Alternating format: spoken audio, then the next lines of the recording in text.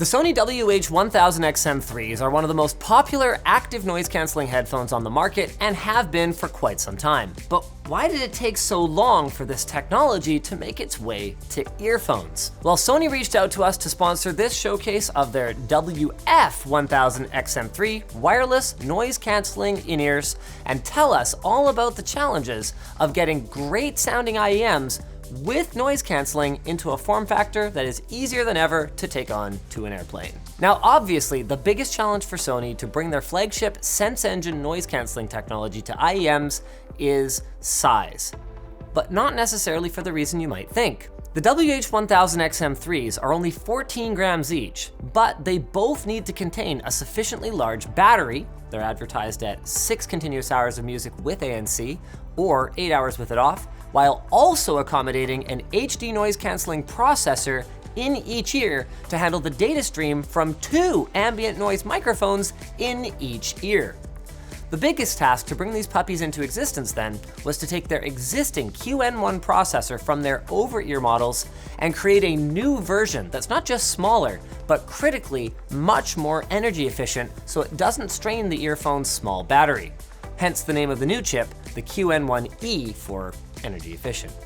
So at this point I could pretend that I'm like trying them right now, but realistically I already did that. The noise cancellation is surprisingly good. I would say compared to other in-ears that I've tried, it is very competitive in terms of how much noise it blocks out and how uncomfortable it is. A lot of people find that active noise cancellation has this kind of pressure effect. It's not bad at all. Now, the WF-1000XM3s use the same design language as their over-ear cousins, matte black or silver with copper highlights. They come with a 700 milliamp hour charging case that weighs 80 grams and holds 3 full additional charges before you'll need to juice it back up using the USB Type-C port. And quick charging is supported between the case and the earphones, so snapping the headphones into their magnetized slots is as simple as find the little handy color code, plop it in there, and boom. You get 90 minutes of playback after just 10 minutes of charging. One of my biggest pet peeves with the AirPods Pro after using them for a while was actually the lack of obvious labels, causing me to, oh no, it goes in that one.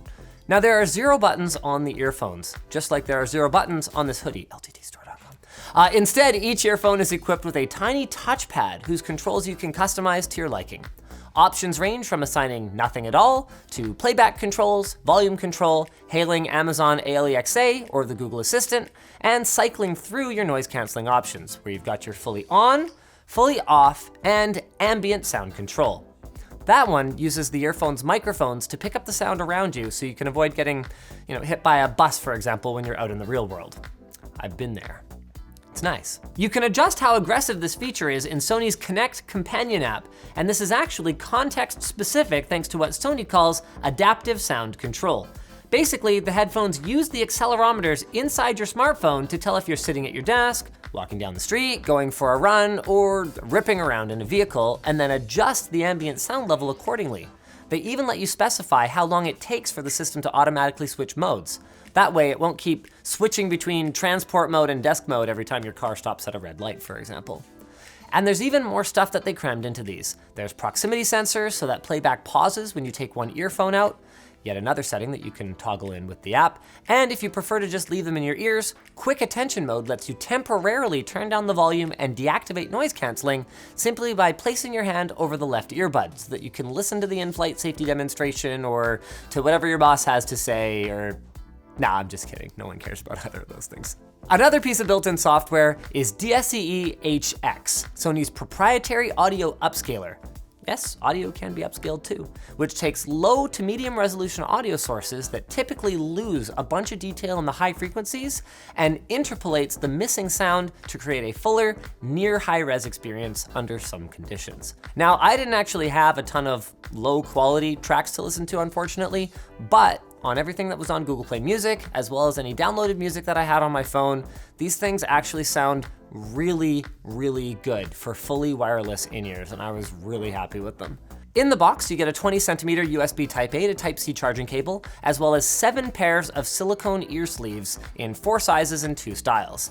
This is really key, guys, because combining the correct ear tips with the earphone's ergonomic tri-hold structure here and the grippy rubberized finish helps achieve and keep a good seal with your ear, increasing bass response and providing passive noise blocking even before you turn on the active noise cancellation. So thanks to Sony for sponsoring this showcase. If you guys are interested in a pair, you can learn more about the WF-1000XM3 noise canceling earphones at the link below. If you're more interested in the over-ear version, you can check out our video where we actually put it head-to-head against some of its toughest competitors, and we're gonna have that link below as well. So thanks for watching, guys. See you next time.